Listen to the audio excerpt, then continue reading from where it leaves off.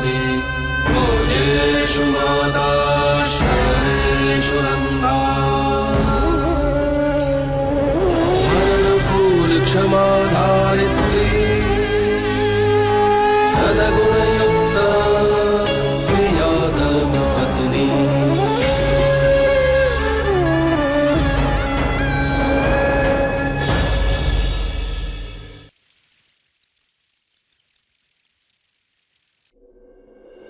अरे इतने दिख रहा था ये रुपया ले आ, तिजोरी में रख दे। हो ले आ। अरे चाबी बाद में दे देना, वैसे भी हवे जिम्मेवारी तुझे और ऋषभ को संभालनी है। हाँ पापा, आपकी बात बिल्कुल ठीक है, क्योंकि वैसे भी आपको दूसरी जिम्मेदारियां संभालनी है। अरे मुझे नहीं, जो भी संभालना है संतुड़ी संभालेगी ना। और मुंबई में तो डायमंड क्वीन बन गई, अब जो जब बहुत जल्दी वो सूरत ने गुजरात की डायमंड क्वीन बनेगी ने हर समाचार पत्र में उसका नाम छपेगा। इसमें कोई शक नहीं है पापा, लेकिन इससे पहले संतु कुछ और भी बनने वाली है। એટલે मतलब ये कि पापा समाचार वाले संतु के बारे में कुछ छापे, उससे पहले मैं आपको एक समाचार देना चाहता हूँ। अरे तो शुभ समाचार है तो बोलना फटाफट। पापा अब बाप बनने वाले हो। अरे शुभ बात कर रहा चाहता हूँ।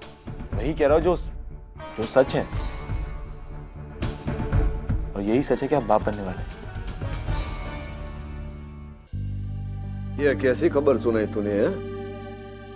वह परदादा बनने की उम्र में बाप बन रहा हूं। मैं तो विचार रहा हूं कि हम मुंबई गए क्यों, ये सब मुंबई जाने का दोष है। अन्या तू भी ने मालिक मैं क्या जावा दे, मेरी समझ में कुछ नहीं आ रहा है क्या करूं। आज सुधी धर्मपुर पे राज चलता था मेरा, लोग इज्जत करते थे मेरी, अब पीठ पीछे हंसेंगे। तू विचार के देख के उम्र में यह शोभा देता है, मेरा दिकरा आके मुझे बोलता है कि पप्पा बाप बनने वाले हो। ये बाप ही ने कमाल है, नितिन को भेज दिया। अरे तू नहीं आ सकती थी बोलने? मालिक मैं आपको बताना चाहती थी पर मुझे मौका ही नहीं मिला। आपको शर्मिंदगी महसूस हो रही है, पर मुझे तो बाप, बीनबाद, चंपाकली, त्रिवेणी, तोरण इन सबके साथ रहना है। सोचिए मेरा क्या होगा, और सास और वो दोनों एक साथ माँ बनने वाले। हाँ यही तो मैं बोल रहा हूँ डफोड़, कि त्रिवेणी इतना बड़ा पेट लेकर घूमेगी ना पीछे पीछे, तू भी इतना बड़ा पेट लेकर घूमेगी, यह कैसा लगेगा? मालिक बा ने तो मुझे ये कह के मना लिया कि मैं आपसे उम्र में छोटी हूँ। हाँ उम्र में छोटी एटले शू है? तेरी बाप का उम्र का उन्हें वहां मुंबई में भी सब तेरा बाप ही समझते थे ना मुझे। अब जो एक काम करते हैं, हजू सुधी मैं कभी भागा नहीं कोई वस्तु से हो, पर हमें भागना पड़ेगा। तूने मैं वहां एंटवर अब जाते हैं, वहीं रहते हैं। मालिक आप सही कह रहे, हम एंटवर्प चले जाते, वहां हमें कोई पहचानता भी नहीं है, वहां हमें ताने भी नहीं सुनने पड़ेंगे। हाँ बस तो पची एंटवर अब जाएंगे, मैं वर्ष बाद में आएंगे हो ना।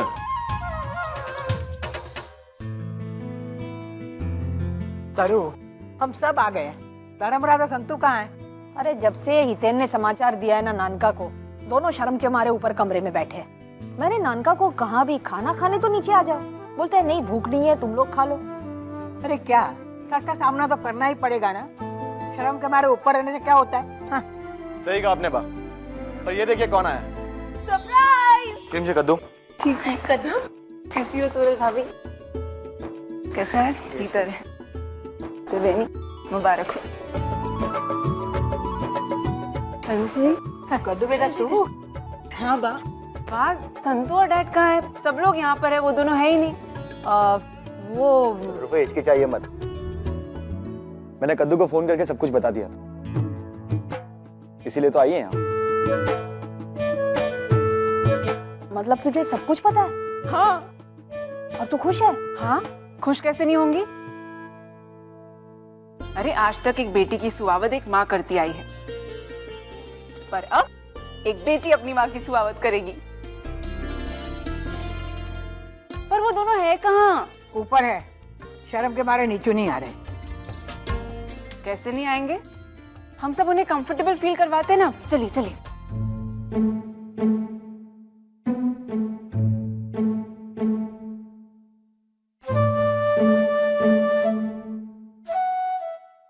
ओहो, मुझे ही कुछ करना पड़ेगा।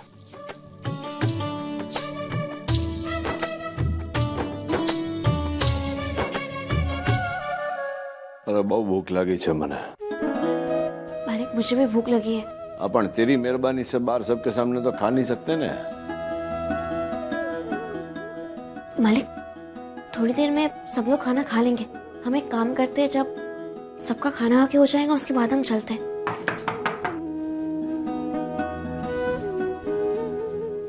बेन बाप, हमें भूख नहीं है, आप लोग खाना खा लीजिए। मैं तरूफी नहीं, कद्दू हूँ। कद्दू? मालिक कहीं उसे तो पता नहीं चल गया? हाँ तो आ गई है तो दरवाजा तो खोलना पड़ेगा ना। जा खोल।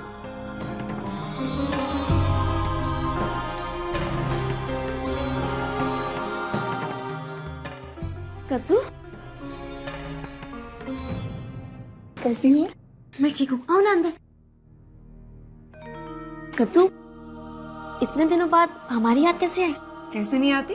और मैं तो बधाई देने आई हूँ। Congratulations, congratulations dad.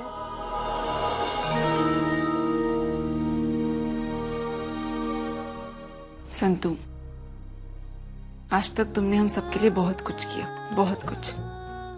अब मेरी बारी है तुम्हारे लिए कुछ करने की। और इसलिए मैंने तय किया है कि मैं अगले 9 महीनों तक यही रहूंगी। तुम्हारी देखभाल करूंगी और तुम्हारी डिलीवरी करवा के ही जाऊंगी, ओके?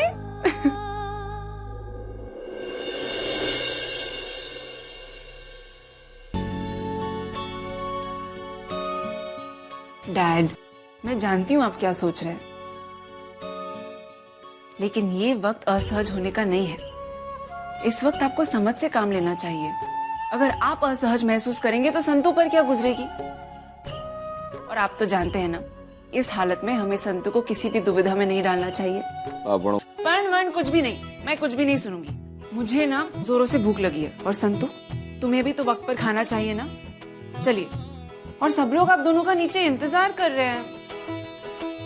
अभी चलिए नीचे। पता है किसी ने कुछ खाया भी नहीं, और ना ही कोई कुछ खाएगा जब तक आप दोनों नीचे नहीं आते। इसलिए कद्दू मेरी बात सुनो, अब हम नीचे नहीं आ सकते, तुम समझ सकती हो ना?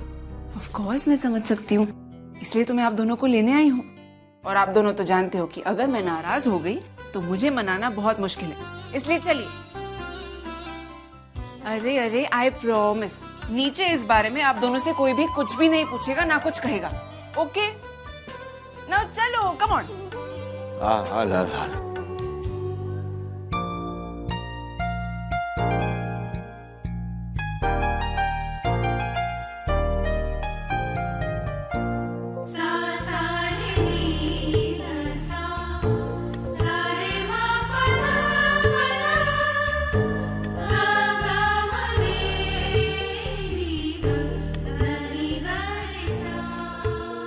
अरे वाह कद्दू, तू तो सचमुच लेके आई। मैंने कहा था ना बा कि मैं दोनों को लेकर आऊंगी, तो मैं ले आई। अरे आप दोनों बैठिए ना।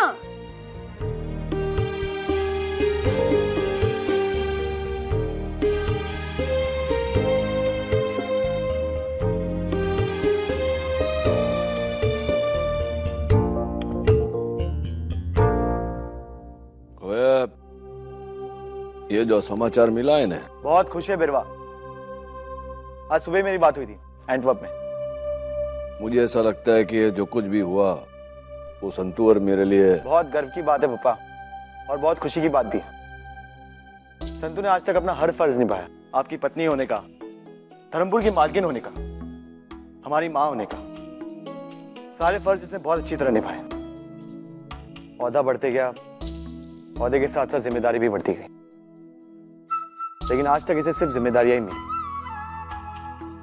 और उन जिम्मेदारियों को पूरा करते करते इसे बस दुख ही मिला। और विशाल के हादसे के बाद तो संतू पूरी तरह टूट गई थी।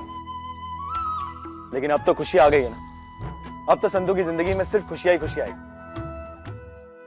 क्या पापा, મને ખબર છે કે ये सब मेरे लिए ये बात सहज हो जाए એટલા માટે तुम सब बोल रहे हो। धर्मपुर में હવે બહાર जाने को तो शर्म आएगी ना, એટલા માટે हमने विचारा है कि 1 वर्ष के लिए इंटवर अब चले जाएंगे। व्यापार तो होता ही रहेगा, तो सद्दू को कौन संभालेगा? अरे मैं हूं ना, અને बिरवा भी है ना वहाँ। अरे बिरवा तो व्यापार में व्यस्त रहेगी ना नानका, और जहाँ तू खुद अपना ख्याल नहीं रख सकता वहाँ संतू का कैसे रखेगा? डैड, हम सब संतू का ध्यान रखना चाहते हैं। मैं यहाँ सिर्फ उसके लिए ही आई हूँ। आज तक संतू ने हमारे प्रति हर जिम्मेदारी निभाई, और आज जब हमें मौका मिल रहा है, आप हमसे ये हक छीन रहे हैं। देख नानका, पता नहीं क्यों लेकिन मुझे ऐसे लग रहा है कि कोडियार माँ की कृपा से हमारे घर में मौलिक वापस आ रहा है, और ऐसे समय में उसके पास रहना चाहती हूँ।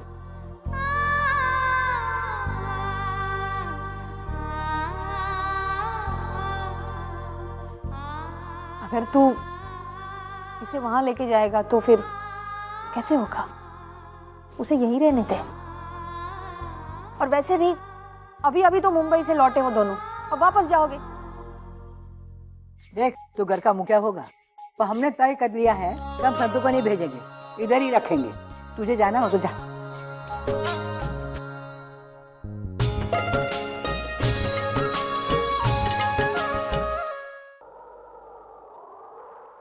त्रिवेणी, क्या हुआ? क्या सोच रही हो? नींद नहीं आ रही? किस्मत के खेल के बारे में सोच रही हूँ दादी। ये दोनों बच्चे मैयावंशी परिवार के वारिस हैं। घर वाले पल के बिछा के इनका इंतजार कर रहे हैं। दोनों को एक समान प्यार भी मिलेगा, पर फिर भी दोनों में अंतर है। कैसा अंतर? आपका बच्चा प्यार की निशानी है, और मेरा पाप का। खबरदार, जो आइंदा ऐसी बात की तो। त्रिवेणी, वादा करो मुझसे, तुम आइंदा ऐसे कभी नहीं कहोगी जो अब मुझसे कहा है। त्रिवेणी, माँ और बच्चे का रिश्ता सबसे पवित्र होता है। जब बच्चा अपनी माँ के कोख में होता है तो उसे अपनी माँ की हर बात का एहसास होता है। सोचो, कहीं तुम्हारे बच्चे ने ये बात सुनी तो उसे कितना दुख पहुंचेगा। त्रिवेणी, मैं तुम्हारा हर दुख समझती हूँ, पर अपने बच्चे के बारे में तो सोचो। लोग कितनी मन्नतें करते बच्चे पाने के लिए, और तुम पागल हो। तुम सारी बुरी बातें भूल जाओ और केवल एक माँ और बच्चे के रिश्ते के बारे में सोचो, और खुशी खुशी अपने बच्चे का स्वागत करो। बच्चे को माँ बाप दोनों के प्यार की जरूरत होती है दादी। मुझे इसकी चिंता नहीं है, क्योंकि मैं जानती हूँ कि मेरे बच्चे के पास आप होंगी। दादू है, बाकी परिवार वाले हैं, पर जब ये देखेगा कि आपके बच्चे के पास दादू है तो मुझसे सवाल करेगा अपने पिता के बारे में। तब किस मुंह से उसे जवाब दूंगी?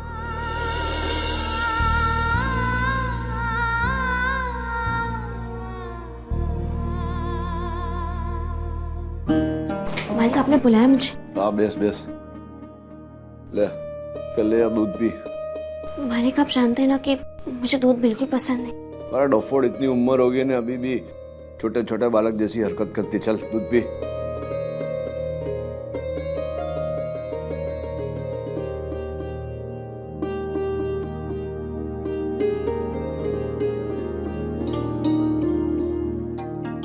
जो हमारी बात सांभळ, ये त्रिवेणी है ने बहुत मजबूत और साहसी छोकरी है, पर ऐसे समय में सबका साथ चाहिए होता है। એટલે तुम मोटी बहन, तोरल, पा सबको समझा देना, हाँ, कि उसका ध्यान रखे। ने तेरे साथ तो मैं हूं। त्रिवेणी को ऐसा नहीं लगना चाहिए कि उसके साथ में उसका पति नहीं है। समझी तुम्हारी बात? ने एक रीत से अच्छा ही है कि हमने इंटवर्प जना कैंसल किया। ऐसे समय में त्रिवेणी को हमारी बहुत आवश्यकता है। तू समझे छे ना हमारी बात है? जी मालिक। इतनी रात को कौन फोन कर रहा है? हाँ त्रिवेणी, तुमने मेरे हेलो का जवाब नहीं दिया। शायद तुम्हें पता चल गया था कि कौन बोल रहा है। वैसे भी मैं तुम्हारे जवाब का हकदार भी नहीं हूं। मैंने सिर्फ तुम्हें कांग्रेस करने के लिए फोन किया। ऋषभ ने मुझे बताया कि तुम मां बनने वाली हो। और क्या कहूं त्रिवेणी, मैंने तुम्हें बहुत दुख दिया ना। एक रिक्वेस्ट है, हो सके तो प्लीज प्लीज मुझे माफ कर देना। रात बहुत हो चुकी है विशाल, मुझे नींद आ रही। Good night.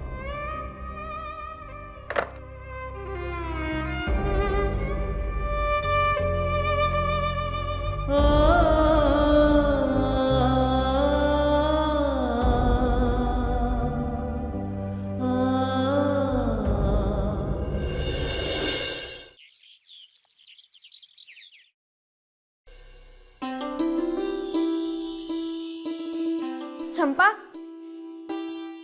जी? चंपा कल ये पूजा की थाली तुमने सजाई है? नहीं तो, मैंने कुछ नहीं किया।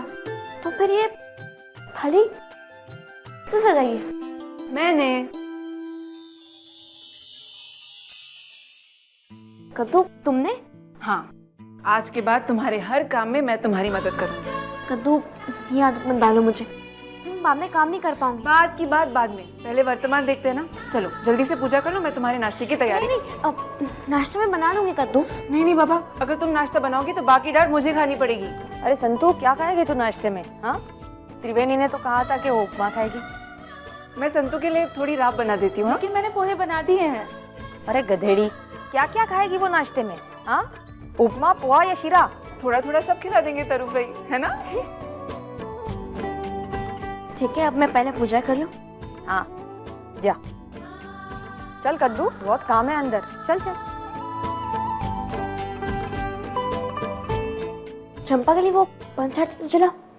और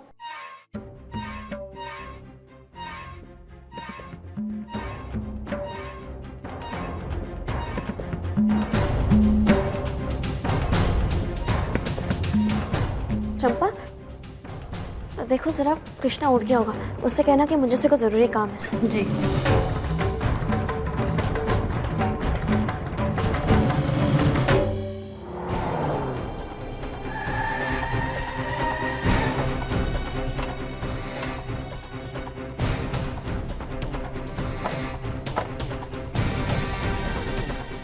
दादी, आप जो करने जा रही हैं, अरे श्योर आपको ऐसा करना चाहिए? कृष्णा, इस बार अपने दिल की सुन रही हूँ, दिमाग की नहीं। मैं जानती हूँ मैं क्या कर रही हूँ। वहां उस घर में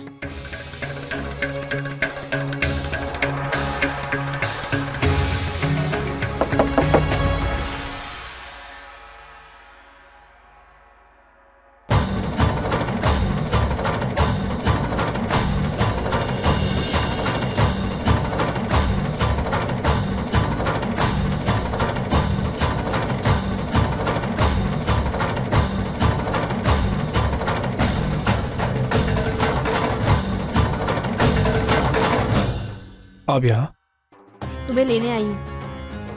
लेकिन आपने तो मुझे माफ नहीं किया। मैं त्रिवेणी के लिए तुम्हें यहाँ लेने आई हूँ। लेकिन घर से भी तो आप ही ने निकाला था, और अब तो त्रिवेणी भी नहीं चाहती कि मैं इस घर में रहूं। मैं ये सब बहस नहीं करना चाहती, बस तुम मेरे साथ चलो।